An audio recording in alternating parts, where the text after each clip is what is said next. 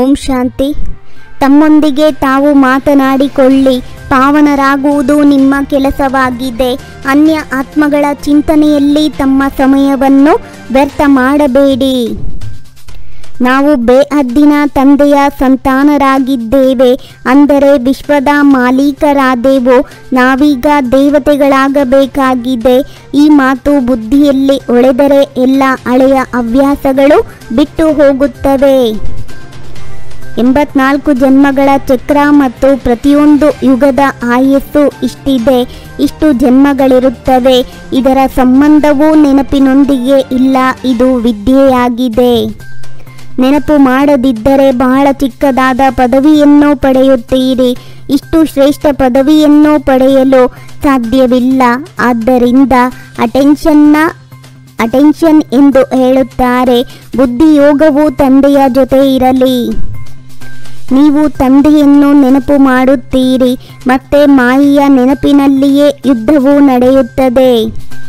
ತಂದೆಯು ತಿಳಿಸುತ್ತಾರೆ, ಯಾರಾದರೂ ಮಂದ ಬುದ್ಧಿಯ ಮಕ್ಕಳ ಬಳಿ ಒಳ್ಳೆಯ ವ್ಯಕ್ತಿಗಳು ಬಂದಾಗ ಅವರ ಸೇವಾರ್ಥವಾಗಿ ನಾನು ಪ್ರವೇಶ ಮಾಡಿ ದೃಷ್ಟಿಯನ್ನು ಕೊಡುತ್ತೇನೆ.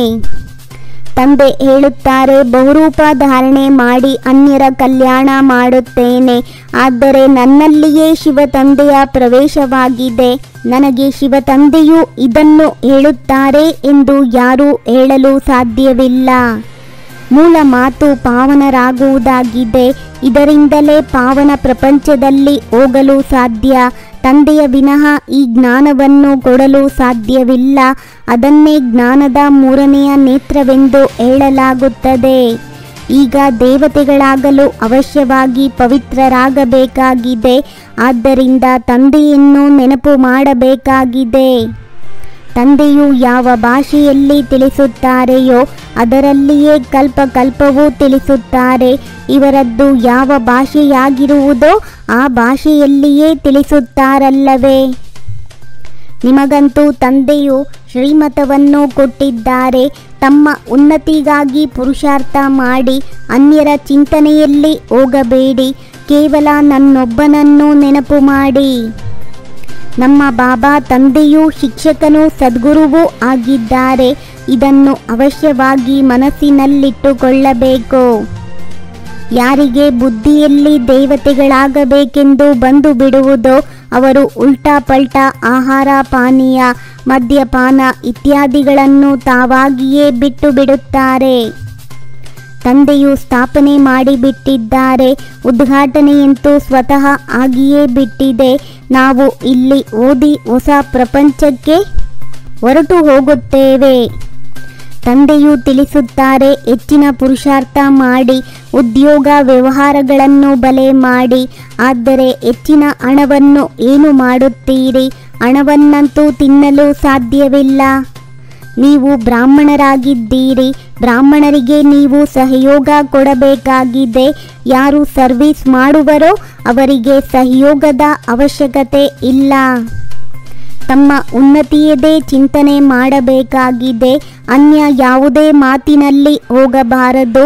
ವಿದ್ಯೆ ಮತ್ತು ನೆನಪಿನ ಮೇಲೆ ಗಮನ ಕೊಡಬೇಕಾಗಿದೆ. ಬುದ್ಧಿಯನ್ನು ಅಲೆದಾಡಿಸಬಾರದು. ತಂದೆಯು ಡೈರೆಕ್ಟ್ ಬಂದಿದ್ದಾರೆ. ಆದ್ದರಿಂದ ತಮ್ಮದೆಲ್ಲವನ್ನು ಯುಕ್ತಿಯಿಂದ ವರ್ಗಾವಣೆ ಸಫಲ ಮಾಡಿಬಿಡಬೇಕಾಗಿದೆ. ಪತಿತ ಆತ್ಮಗಳೊಂದಿಗೆ ಲೇವಾದೇವಿ ಮಾಡಬಾರದು.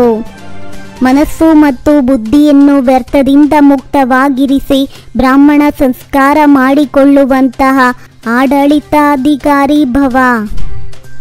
ಮನಸ್ಸು ಮತ್ತು ಬುದ್ಧಿಯನ್ನು ವ್ಯರ್ಥದಿಂದ ಮುಕ್ತವಾಗಿರಿಸಿ ಬ್ರಾಹ್ಮಣ ಸಂಸ್ಕಾರ ಮಾಡಿಕೊಳ್ಳುವಂತಹ ರೂಲರ್ ಭವ.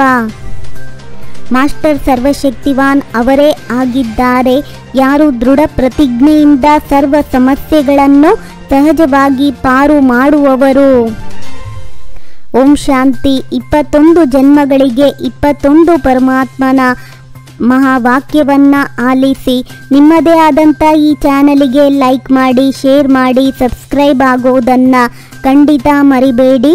ಓಂ ಶಾಂತಿ.